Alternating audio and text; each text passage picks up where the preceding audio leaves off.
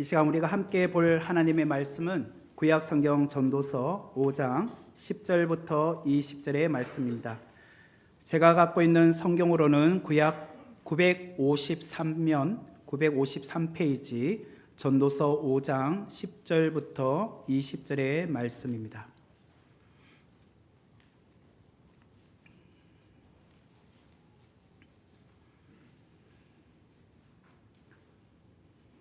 찾으신 줄 알고 제가 봉독해 드리겠습니다. 은을 사랑하는 자는 은으로 만족하지 못하고 풍요를 사랑하는 자는 소득으로 만족하지 아니하니 이것도 헛되도다. 재산이 많아지면 먹는 자들도 많아지나니 그 소유주들은 눈으로 보는 것 외에 무엇이 유익하랴. 노동자는 먹는 것이 많든지 적든지 잠을 달게 자거니와 부자는 그 부요함 때문에 자지 못하느니라. 내가 해 아래서 큰 패단되는 일이 있는 것을 보았나니 곧 소유주가 재물을 자기에게 해가 되도록 소유하는 것이라. 그 재물이 재난을 당할 때 없어지나니 비록 아들은 낳았으나 그 손에 아무것도 없느니라. 그가 모태에서 벌거벗고 나왔은즉 그가 나온 대로 돌아가고 수고하여 얻은 것을 아무것도 자기 손에 가지고 가지 못하리니 이것도 큰 불행이라. 어떻게 왔든지 그대로 가리니 바람을 잡는 수고가 그에게 무엇이 유익하랴. 일평생을 어두운 데에서 먹으며 많은 근심과 질병과 분노가 그에게 있느니라. 사람이 하나님께서 그에게 주신 바 그 일평생에 먹고 마시며 해 아래서 하는 모든 수고 중에서 낙을 보는 것이 선하고 아름다움을 내가 보았나니 그것이 그의 몫이로다. 또한 어떤 사람에게든지 하나님이 재물과 부요를 그에게 주사 능히 누리게 하시며 제 목을 받아 수고함으로 즐거워하게 하신 것은 하나님의 선물이라. 그는 자기의 생명의 날을 깊이 생각하지 아니하리니 이는 하나님이 그의 마음에 기뻐하는 것으로 응답하심이니라. 아멘. 이 시간 우리가 지난달은 VIP 초청 주일을 앞두고 두 번에 걸쳐서 탕자의 비유에 대한 이야기를 했었고요. 또 VIP 초청 주일날은 예수는 곧 길이다 라는 제목으로 귀한 은혜를 함께 나누었습니다. 그 전에 우리가 전도서를 함께 다루었잖아요. 그래서 다시 이어서 전도서 내용을 함께 오늘 묵상을 하고자 합니다. 오늘은 전도서 5장 10절부터 20절의 말씀을 중심으로 어떻게 돈을 다스릴 것인가 라는 제목으로 함께 귀한 은혜를 나누기를 원합니다. 제가 설교를 시작하면서 여러분에게 이런 질문을 하나 던지고 싶습니다. 여러분은 돈을 좋아하십니까? 짱! 네. 일부 예배 때는 이만큼 액션이 강하게 표현되지 않았는데 역시 2부가 더 화려하게 좋아요, 좋아하십니까 하니까 바로 뭐 그냥 좋아요 라고 답이 나온 것 같아요. 그죠? 그러면 왜 좋아하죠? 네, 살아가는데 필요하시기 때문에 그렇습니다. 그러면 혹 돈을 좋아하지 않는 사람은 계시나요? 없죠. 거짓말이라. 네네. 그래요. 이왕이면 뭐 돈 주면 좋죠. 뭐 돈이 있으면 좋을 것 같고. 그래요. 제가 어떤 어르신에게 들은 이야기인데요. 자식이 효도 관광을 시켜주었다고 합니다. 그래서 참 비행기를 타고 해외 여행을 가게 되었습니다. 얼마나 설레겠습니까? 정말 오래간만에 해외 관광을 가게 된 거죠. 그것도 자식의 배려에 의하여서. 그래서 좋은 호텔에서 숙식을 하게 되었고 그 호텔에서 주는 뷔페, 맛있는 음식을 아침마다 먹었습니다.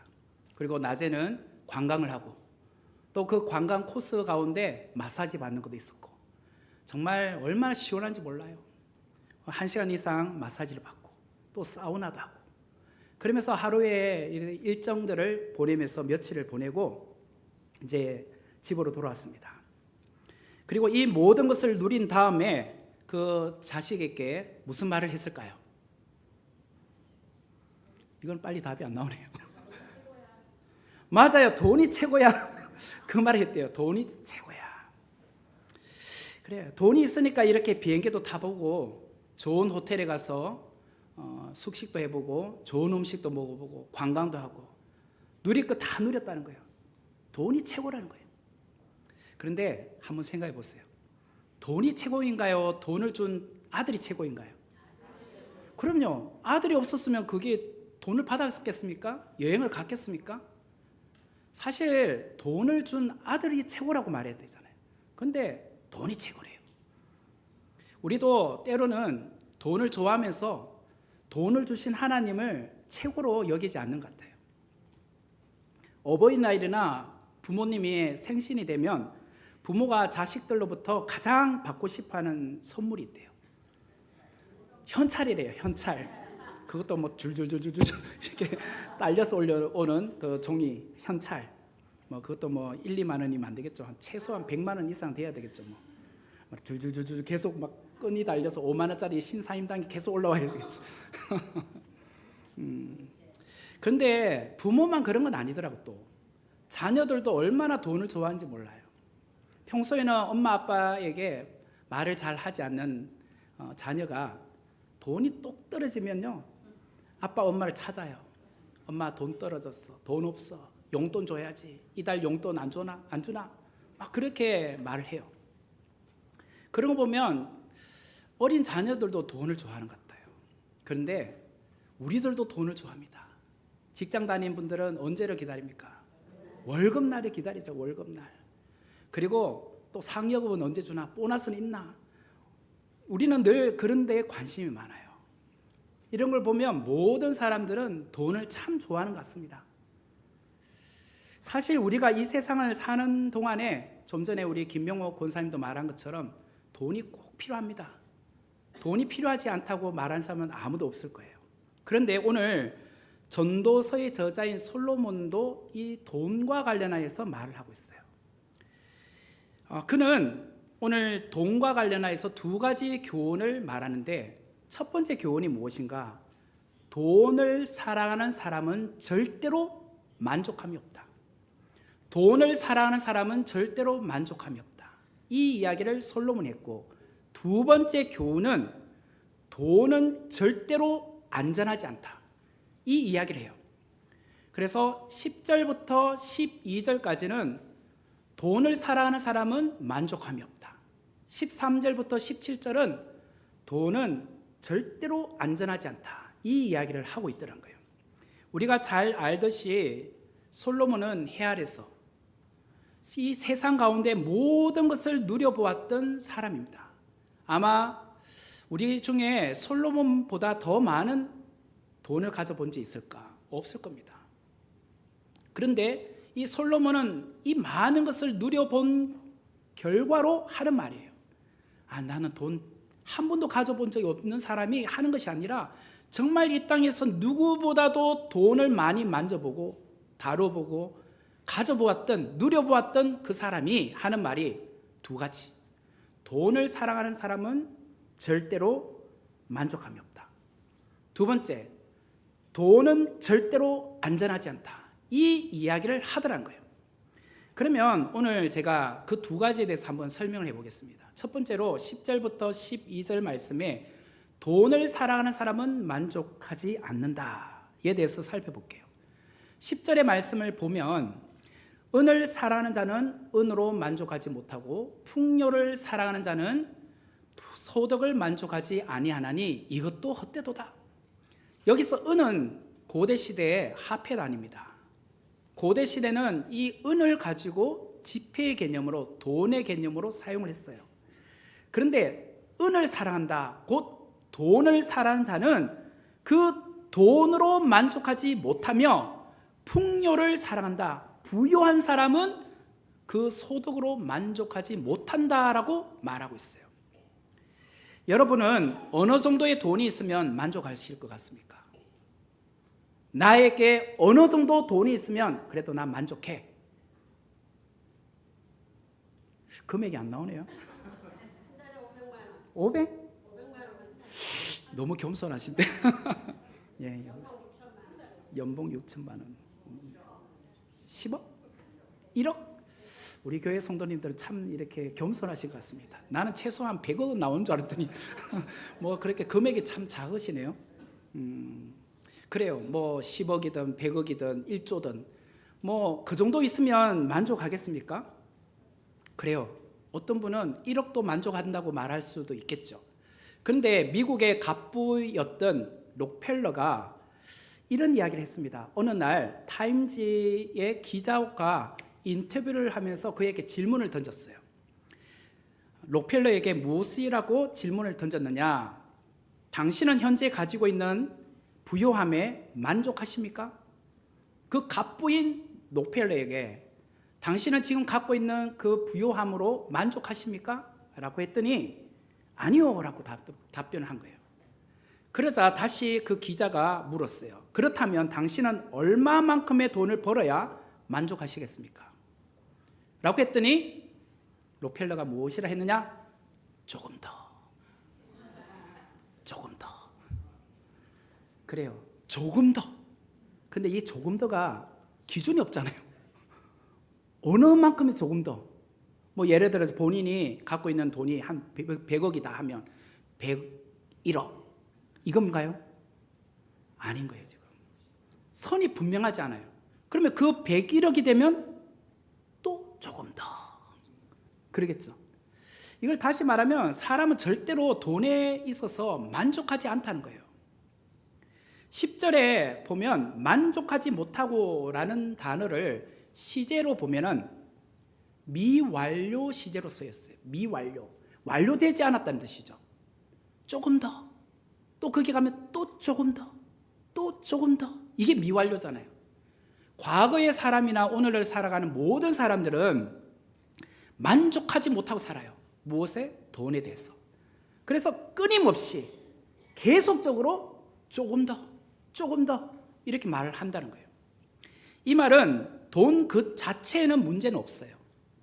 돈에 어떤 문제가 있는 것이 아니라 돈을 사랑하는 사람들의 마음의 문제죠. 돈을 사랑하는 자의 만족할 줄 모르는 끝없는 욕망, 그것이 문제더라는 거예요. 11절의 말씀을 보면 재산이 많아지면 먹는 자들도 많아지나니 그 소유자들은 눈으로 보는 것 외에 무엇이 유익하랴. 은을 사랑하는 자는 인생의 최고의 목적을 돈에 두고 있었다라고 말했습니다. 그렇게 돈을 악착같이 모았어요. 그래서 재산이 많아졌습니다. 금고에 쌓아둔 돈의 액수를 늘 보는 재미로 살아요. 고대 시대에는 뭐 은행이 없었기 때문에 다 집집마다 뭐 자기 안방에나 어디에 금고를 두지 않았겠습니까? 그래서 그 열쇠를 잠그고 한 번씩 이렇게 열어보는 겁니다. 그래서 돈이 얼마나 쌓여 있나. 오늘로 말하면 은행 통장 잔고를 늘 확인하는 겁니다. 금액이 얼마나 올라갔나, 내 돈이 얼마나 남아 있나. 그런 눈요김, 눈으로 보는 것에 우리는 기쁨을 누리죠. 그러나 오늘 이 본문 11절의 말씀을 보면 눈으로 보는 것 외에 아무 유익이 없다라고 말해요. 그래, 눈으로 보는 거는 유익이 있는데 눈으로 보는 것 외에 무슨 유익이 있니? 이런 말을 해요. 왜 그렇게 말했을까? 그 많은 재산을 유지하고 지키려면 그만큼 사람을 또 써야 되거든요. 왜? 고대 시대 같은 경우는 자기 집에 그 돈을 보관한다고 했으니까 혼자서 그 돈을 지킬 수 있습니까? 최소한 무술을 잘 하는 사람을 고용해야죠. 밤새도록 경비를 쓰게 해야 되지 않겠습니까? 그러면 그 사람들을 집에 고용을 하니 재산이 많아지면 먹는 자들도 많아지는 거예요. 그죠? 집집마다 그 보초를 써야 하는 사람이 자꾸 늘어나야 되니까. 오늘로 말하면 돈이 많으면 그냥 혼자서 관리하기 힘듭니다. 최소한 재무일을 감당하는 회계사가 필요합니다. 또한 재정 때문에 발생할지 모르는 법적인 문제가 있기 때문에 법률사, 변호사를 고용해야 됩니다. 우리는 뭐 돈이 안 많으니까 그런 걸 경험해 본 적 없지만 돈이 많은 사람은요, 최소한 이런 것들이 다 있어야 돼요. 그러므로 거기에 소소하게 돈이 들어갑니다. 그런데 이 모든 것이 그 돈을 소유하고 있는 자에게는 눈으로 보는 찰나의 기쁨인지 모르지만 그 외에는 아무 유익이 없더라는 거예요. 더 나아가서 부자는요, 잠을 제대로 못 잔대요. 12절의 말씀을 보면 노동자는 먹는 것이 많든지 적든지 잠을 달게 자거니와 부자는 그 부요함 때문에 자지 못하느니라. 부자는 그 많은 재산을 잃을까 노심초사하여서 잠을 잘 이루지 못한다고 말하고 있어요. 불면증에 걸려 있다는 거예요. 돈이란 게 쳐다보고 있다고 그냥 지켜지는 게 아니잖아요. 좀 전에도 말한 것처럼 언제 도둑이 들어올지 모르고 훔쳐갈지 모르니 그 돈을 지키기 위하여 신경을 쓸 수밖에 없습니다. 그래서 늘 잠을 못 이루는 거예요. 내가 이렇게 가슴에 품고 자도 혹여나 이게 돈덩어리가 떨어진 건 아닌지 한 번씩 깜짝깜짝 놀래고 봐야 돼요. 그런 거죠 지금. 그래서 이거를 이제 오늘 우리로 이래 보면은 사장과 직원을 비유로 한번 들어보겠습니다. 사장은 돈이 많잖아요. 직원에 비해서 월급도 많이 받고, 또 사원들에 비해서는 사장이 더 많은 것을 누리잖아요. 뭐 승용차도 더 고급 승용차를 타실 것이고, 또 휴가도 더 많은 것을 이렇게 기간을 가질 것이고. 그래서 우리는 사장 부럽다, 너무 좋다, 그럴 거 아닙니까? 그러나 사장은 돈이 많으니 걱정할 것이 없을 것 같고 신경 쓸 것이 많지 않을 것 같은데, 사실 그 돈을 증식시키기 위해서 고민하는 거예요. 또한 직원들에게 월급 주기 위해서 고민할 수밖에 없는 거예요. 새로운 아이템을 계속 개발해야 되잖아요. 그냥 가만히 있다고 현상 유지가 됩니까? 계속 새로운 것을 만들어내야 되잖아요. 고객 유치하기 위해서 그것을 가지고 판매하고 유통을 해야 되잖아요. 그게 신경을 많이 써야 되는 거예요. 그래서 스트레스도 많고 잠을 잘 이루지 못하는 경우가 많아요. 제가 신우회, 직장 신우회를 한 9년간 한 회사를 섬겨봤습니다. 그 직원이 한 300명 정도 되는 직장의 사장님이 이제 저를 이제 신우회 목회자로 세워주셔서 직장 신우회를 섬겨봤는데, 한 달에 한 번씩 티타임을 하거든요. 특별히 이렇게 코로나 기간에 얼마나 그 고민하시는지 몰라요. 직원들에게 사례를, 월급을 줘야 되는데 이게 뭐 못 맞춰내잖아요. 이 코로나 기간이 있기 때문에. 그래서 월급을 이렇게 약 70% 뭐 이렇게 줄이기도 하고, 또 직장 나오는 시간을 조금 더 단축시켜요. 그렇게 해서 뭐 일주일에 5일 근무면 한 3일 근무, 이런 식으로 해서 월급을 조금 적게 주면서 이렇게 돌리기도 하고, 또 뭐 한 달에 100억씩 대출 받기도 하고, 이런 것을 여러 차례 하는 것을 제가 봤어요. 그러면서 드는 생각이, 정말 사장은 이런 것들 때문에 스트레스 많구나, 잠을 잘 못 이루는구나 라는 생각을 해봤어요. 그리고 매년 그 리모델링을 해요. 올해는 이쪽, 그 다음에는 저쪽. 왜? 늘 똑같은 걸 하면 사람들이 그렇게 좋아하지 않잖아요. 그래서 돈을 또 모았다가 그 리모델링 하는데 몇 억씩 들어가고, 그런 식으로 계속 발전을 하는 거예요. 그리고 어디를 가서 비슷한 유형의 어떤 그런 사업체에 가서 거기는 어떻게 하는지 확인도 해보고, 또 뭔가 배워오고, 그래서 우리 회사에 어떻게 적용할까, 늘 그런 것에 신경을 많이 쓰더라고요. 그런데 노동자는 그렇지 않죠. 회사에 출근 시간부터 퇴근 시간까지 하고 나면 뭐 집에 와서 추가로 더 일을 해야 될 수도 있겠지만 기본적으로는 하루 일과가 끝나는 겁니다. 그리고 월급만 꼬박꼬박 잘 들어오면 되는 거예요. 그래서 몸은 좀 피곤할지 모르지만 집에 와서 그냥 푹 쉴 수 있습니다. 잠을 자고 그 다음날 또 출근하면 되는 거예요. 하지만 사장은 다르다는 거예요. 여러분은 잠 못 자는 부자를 원하십니까? 아니면 잠 잘 자는 노동자를 원하십니까? 그래도 나는 잠 잘 못 자는 부자가 되고 싶어. 그럴 수도 있겠죠 뭐. 그래요. 세상에는 부자가 갑이요, 노동자가 을처럼 우리는 보여집니다. 왜? 부자가, 사장이 노동자에게 월급을 주니까 갑과 을이 명확하게 선이 그어져 있습니다. 하지만 그 속을 들어가 보면은 갑과 을이 뒤바뀌어 있는 것 같아요. 가졌으니 편안할 것 같고 못 가졌으니 불안하여 잠을 못 잘 것 같은데 그게 아니더라는 거예요. 오히려 가진 자가 더 고민하고 걱정하고 염려하고 있더라는 것을 보게 돼요. 우리가 이전에도 살펴보았지만 전도서 4장 6절 말씀에 보면 이런 이야기가 있습니다. 전도서 4장 6절 말씀, 두 손에 가득하고 수고하며 바람을 잡는 것보다 한 손에만 가득하고 평온함이 더 나으니라. 두 손에 가득하고 수고한다. 양손으로 열심히 일해서 두 손 가득히 뭔가 이렇게 돈을 버는 겁니다. 움켜쥐는 겁니다. 그런데 그런 사람은 바람을 잡는 것이다.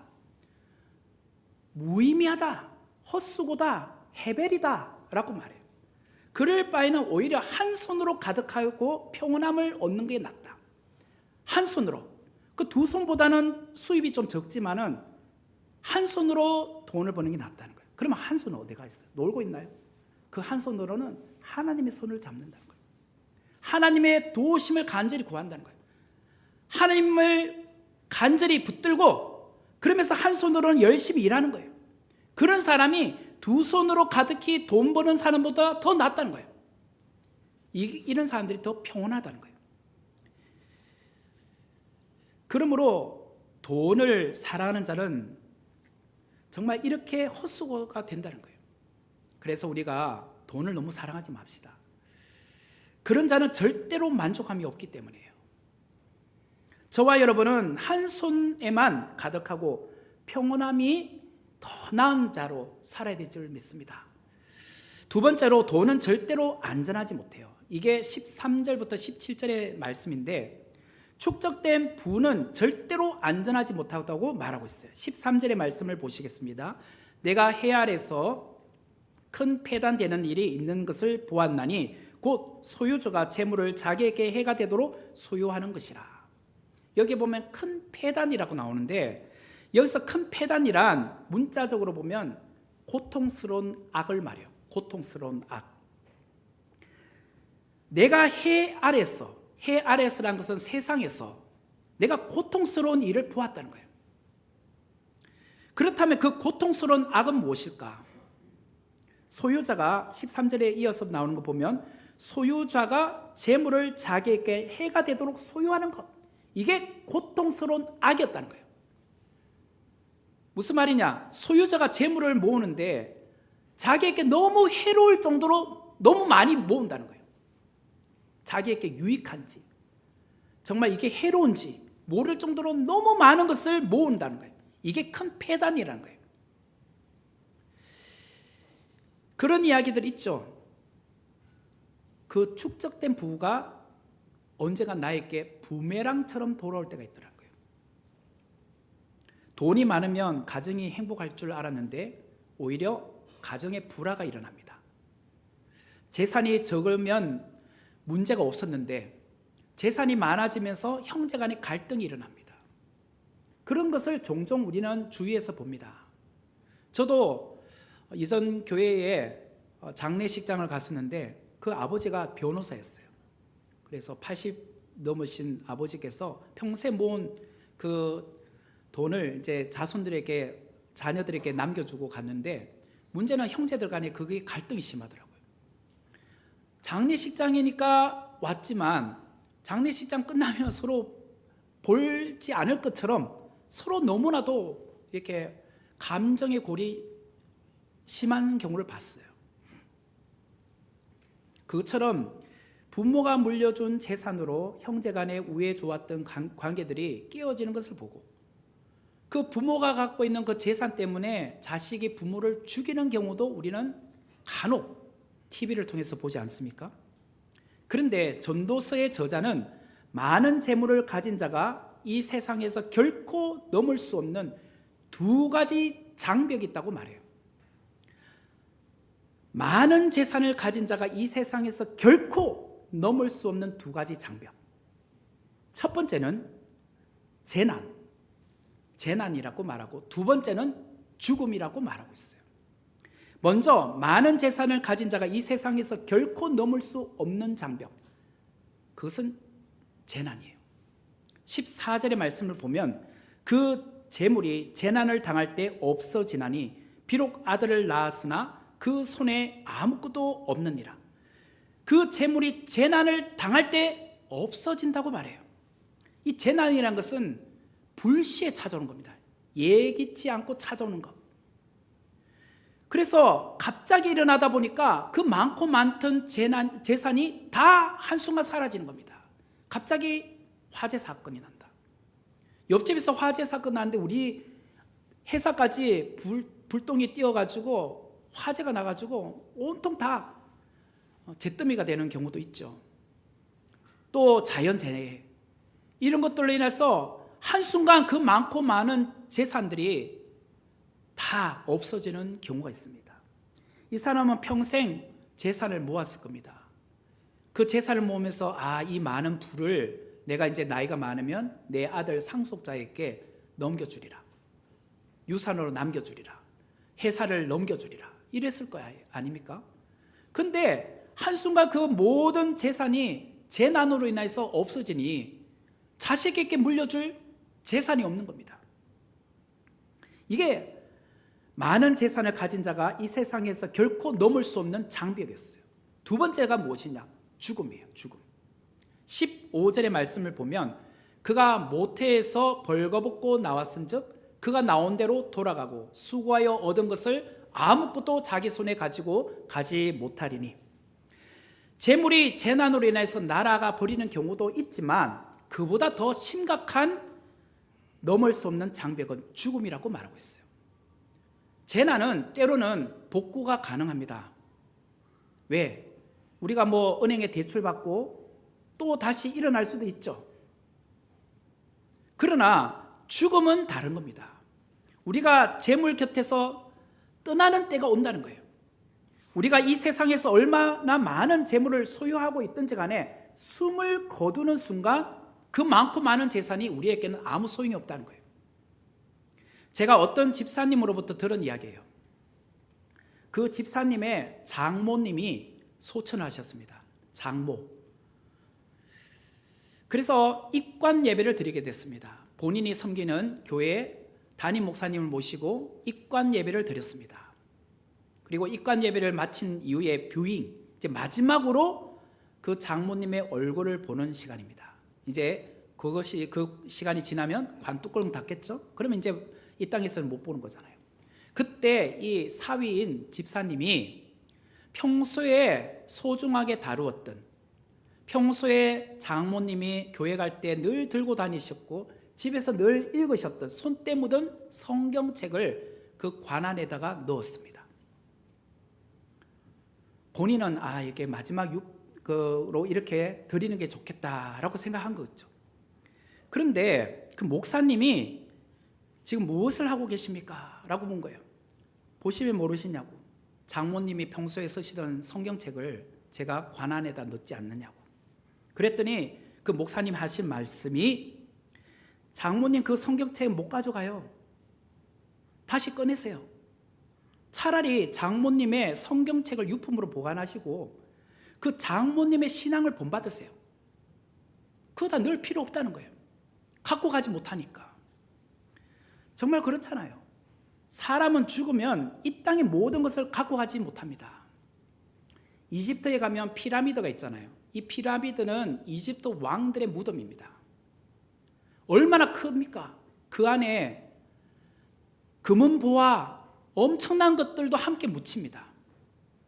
그러면 그 죽은 파라오가 한 번씩 노잣돈으로 그 금은보화를 가지고 어디를 갑니까? 구천을 맴돌다 또 필요하면 또 가지러 옵니까? 아니잖아요. 절대로 못 가져갑니다. 가져가는 사람이 있어요. 누가? 도굴꾼. 도굴꾼들이 가져가죠. 우리 내일부터 한번 가볼까요? 네, 그래요. 그것을 너무 잘 알았던 그리스 제국을 일으켰던 알렉산더 대왕이 이런 유언을 남겼습니다. 알렉산더 대왕이 내가 죽거든 묻을 때에 손을 관 밖에 내놓아 남들이 볼 수 있도록 하라. 내가 죽거든 묻을 때에 관 뚜껑 바깥으로 구멍을 내가지고 손을 꺼내놓고 죽게 하라. 이렇게 했대요. 그 말을 들은 신하들이 세계를 호령했던 알렉산더 대왕의 유언을 받아줄 수 없었어요. 감히 어떻게 알렉산더 대왕의 손을 바깥으로 꺼내? 그래서 알렉산더 대왕이 이런 말을 했습니다. 나는 세상 사람들에게 천하를 손에 쥐었던 알렉산더도 떠날 때에는 빈손으로 간다는 것을 보여주고자 한다네. 이 세상을 지배했던 나도 죽을 때는 빈손 간다는 거예요. 이것을 세상 사람들에게 보여주고 싶었다는 거예요. 공술의 공수거, 이 이야기를 잘 아실 겁니다. 빈손으로 왔다가 빈손으로 가는 것이 우리의 인생입니다. 15절의 말씀에 그 내용이 있죠. 다시 한번 보시면 그가 못해서 벌거벗고 나왔은즉 그가 나온 대로 돌아가고, 여기 보면 벌거벗고 나왔다, 태어났다. 그런데 나온 대로 또 돌아간다, 죽는다는 거예요. 수고하여 얻는 것을 아무것도 자기 손에 가지고 가지 못한다라고 해요. 우리 인생이 바로 나왔다가 돌아가는 거예요. 나왔다가 돌아가는 거. 이 세상에 잠시 살다 가는 겁니다. 잠시 나왔어요. 태어났어요. 그리고 이 땅에서 사는 연수는 다 다르지만 언젠가 다 돌아갑니다. 이제 우리 앞에 남아있는 것은 돌아가는 일만 남았습니다. 그죠? 돌아가는 일만 남았어요. 우리는 언젠가 분명히 돌아가게 되어 있습니다.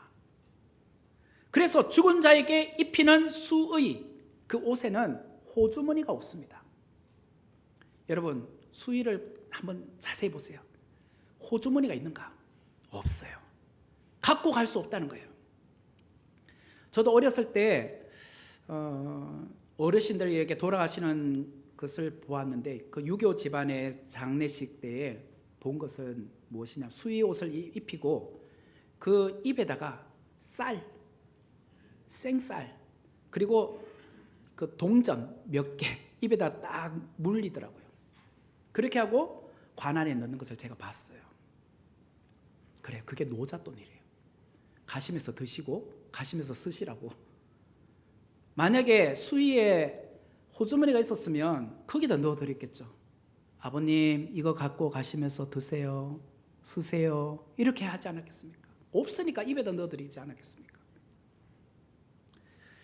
결국은 죽으면 아무것도 가지고 갈 수 없다는 거예요.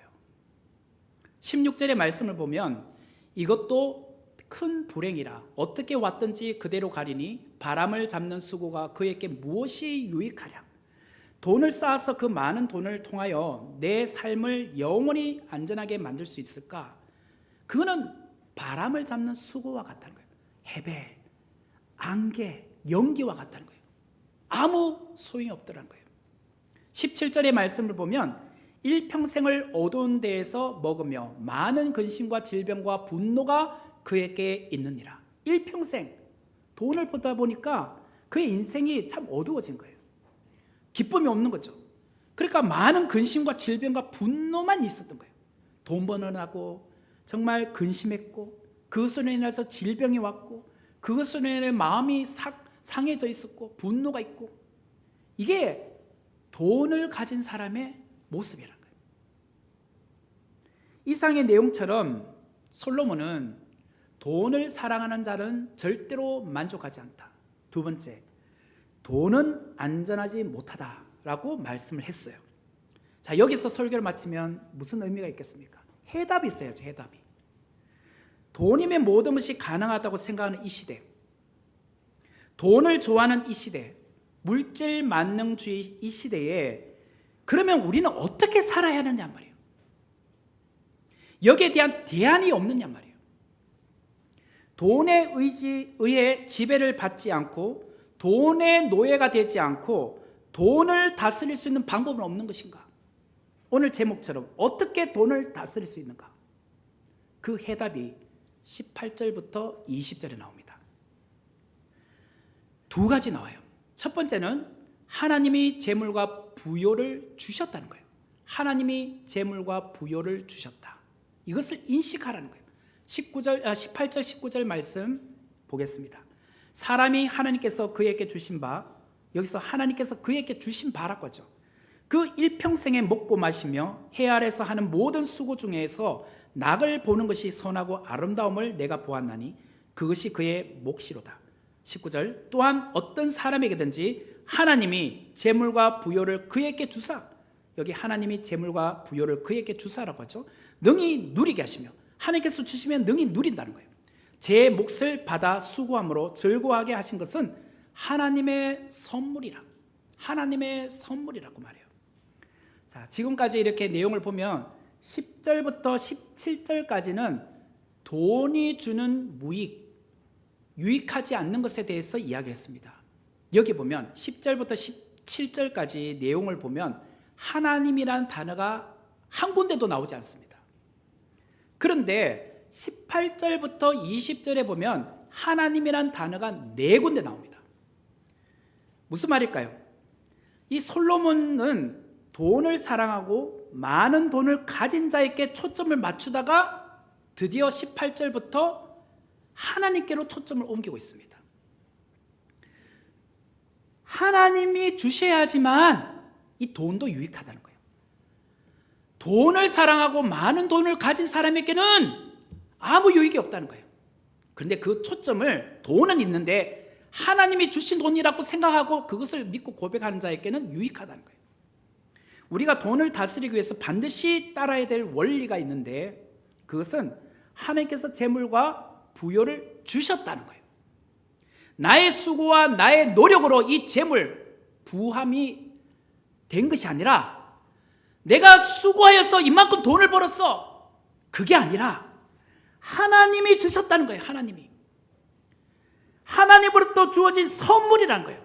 그래서 19절 마지막에 보면 하나님의 선물이라고 말하잖아요. 하나님의 선물.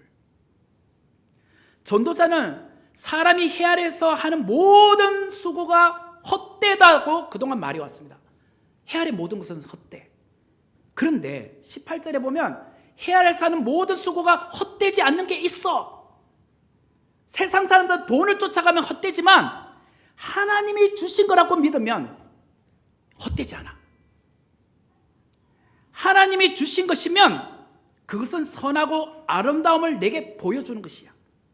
그리고 하나님이 주신 것이라면 능히 그것을 기쁘게 누릴 수 있어. 그리고 이거는 내게 아니야. 하나님의 선물이야. 하나님의 선물이라는 게 중요해요. 선물이 뭘까요? 거저 주는 거잖아요. 거저 주시는 거. 내 것이 아니란 거. 내 것이 거저 왔다는 거예요. 거저. 이것을 잊지 말라는 거예요. 어떤 사람에게는 돈을 잘 벌 수 있는 재능을 주셨어요. 돈도 있잖아요. 다 모든 사람이 다 잘 버는 게 아니더라고요. 하나님이 그에게 특별하게 재능을 주셨어요. 무슨 사업을 하면 돈을 잘 버는 사람이 있어요. 제가 신학대학원에 다닐 때 교수님이 계셨는데요. 그 교수님이 구약신학 교수님이셨는데 서울대 경영학과를 나오셨습니다.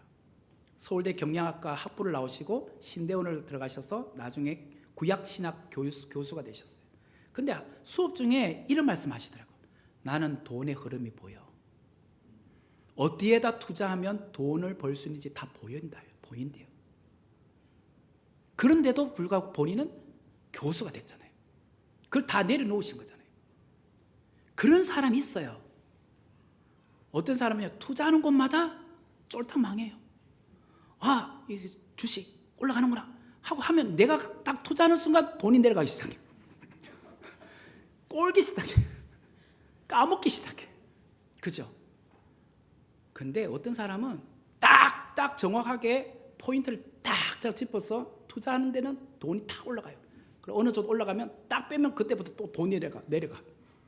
그런 사람이 있어요. 그런데 왜 그런 재능을 주셨느냐 말이에요. 왜 그런 재능을? 내 배를 채우라고? 아닙니다. 나누라고 주신 거예요. 나누라고. 나를 위해 재물을 쌓지 말고 재산을 나누고 베풀 책임이 있다는 거예요. 프랑스어로 노블레스 오블리주라는 단어가 있습니다. 노블레스 오블리주. 아마 이 단어를 들어보셨을 거예요. 상류층은 그에 걸맞는 책임을 져야 한다는 거예요. 부와 권력과 명성을 지닌 자는 더 높은 도덕적 의무와 사회적 책임을 가져야 된다는 거예요.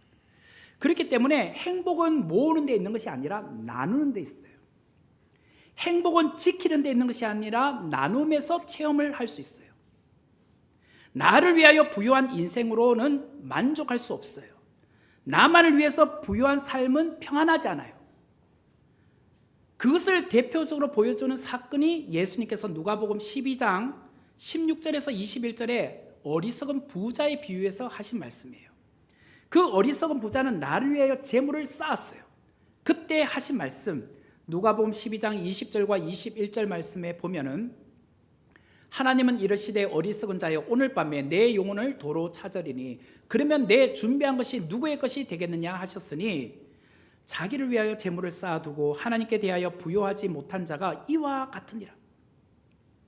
오늘 전도자가 말한 것과 내용이 똑같죠? 예수님께서 하신 말씀.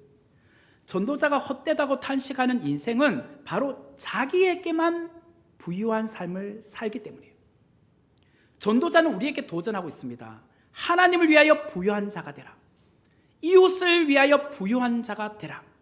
나를 위하여 재물을 쌓아두지 말고 그 재물을 지키기 위하여 살지 말라. 하나님을 위하여 이웃을 위하여 베풀고 나누는 자가 부유한 자다. 이 말씀을 하고 계세요. 소자에게 물 한 컵을 주는 자, 하나님의 이름으로 선한 일을 하는 자, 바로 그런 자가 능히 그 재물과 부요를 누릴 수 있는 자다라고 말씀을 하신다는 거예요. 두 번째로 어떻게 돈을 다스릴 수 있는가? 첫 번째는 하나님께서 재물과 부요를 내게 주셨다고 우리가 인정하는 것. 두 번째는 돈에 소망을 두지 말고 하나님께 소망을 두라는 거예요. 돈에 소망을 두지 말고 하나님께 소망을 두라.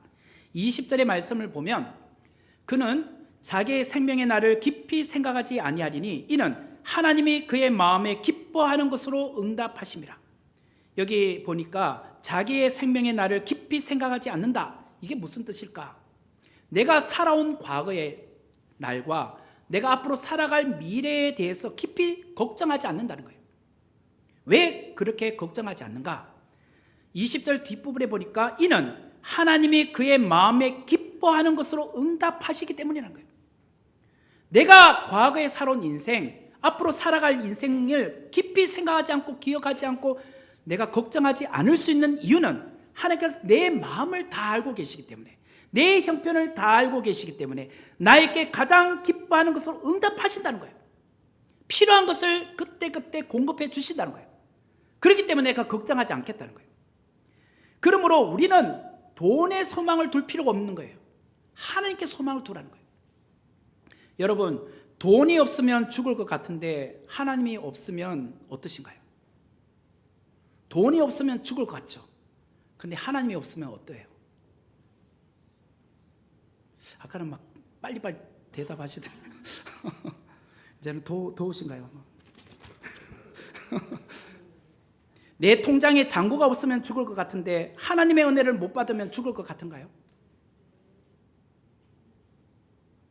우리 성도들의 생각과 태도가 세상 사람들의 생각과 태도와 달라야 돼요.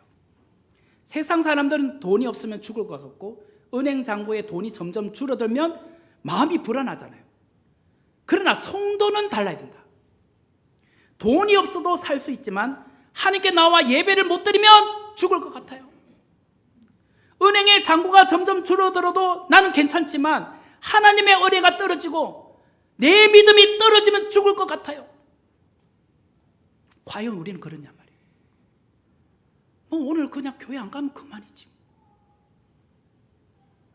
내 믿음이 떨어지고 있는데, 내 신앙이 죽어가고 있는데, 내 은혜가 고갈되고 가고 있는데도 불구하고 거기에 대해서는 죽을 것 같아요. 힘들어요. 이런 말 하는 사람이 잘 없잖아요. 지금 오히려 돈이 없다고 불안해하고 걱정하고 있지 않습니까?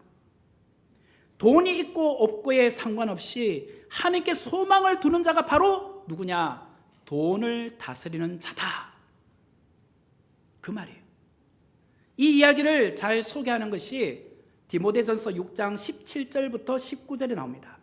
디모데전서 6장 17절부터 보면 네가 이 세대에서 부한 자들을 명하여 마음을 높이지 말고 정함이 없는 재물에 소망을 두지 말고 오직 우리에게 모든 것을 후히 주사 누리게 하시는 하나님께 하나님께 소망을 두며 18절 선을 행하고 선한 사업을 많이 하고 나누어 주기를 좋아하며 너그러운 자가 되게 하라. 19절 이것이 장래에 미래에 자기를 위하여 좋은 터를 쌓아 참된 생명을 취하는 것이니라. 사도 바울이 디모데에게 권면하는 말이에요. 재물에 소망을 두지 말고 오직 우리에게 모든 것을 후히 주사 누리게 하시는 하나님께 소망을 두라. 선을 행하고 선한 사업을 많이 하고 나누어 주기를 좋아하며 너그러운 자가 되게 하라. 이것이 너의 장래에 자기를 위하여 좋은 터를 쌓아 참된 생명을 취하는 것이다. 돈을 하나님의 귀한 일에 사용하라는 거예요. 돈을 움켜쥐지 말고 내 돈이라 내 품에 쌓아두지 말고 하나님께 소망을 두고 선을 행하는 일에 선한 사업을 많이 하는데 나눠주라는 거예요. 이것이 진정으로 돈을 다스린 자의 모습이라는 거예요. 우리 개인과 우리 선목교회가 혹여나 돈의 노예로 살고 있지는 않습니까? 돈에 지배되어 살고 있지는 않습니까? 오늘 이 말씀을 듣고 이제는 돈의 노예가 아니라 돈을 다스린 자가 돼야 돼요. 하나님이 주신 이 돈을 내가 어떻게 아름답게 사용할까? 주님을 위하여, 이웃 사람들을 위해서 어떻게 나눌 수 있을까? 그게 결국은 하늘의 상급이 크다는 거예요. 오늘 이 말씀을 우리가 명심하고 장래의 나를 위하여 좋은 터를 쌓아 참된 생명을 취하는 그런 하나님이 주시는 복을 우리 모두가 누리기를 주의 이름으로 축원합니다. 같이 기도하도록 하겠습니다. 은혜로우신 하나님 감사합니다. 오늘 우리에게 주신 이 귀한 말씀이 우리에게는 한편으로는 부담스럽지만 또 한편으로는 우리가 실천해야 될 귀한 말씀인 줄 믿습니다. 우리가 한 걸음 한 걸음 주의 말씀에 가까이 가기를 원합니다. 주의 말씀에 실천하기를 원합니다. 그런 개인과 우리 선목교회가 되게 하여 주옵소서. 예수님의 이름으로 기도하옵나이다. 아멘.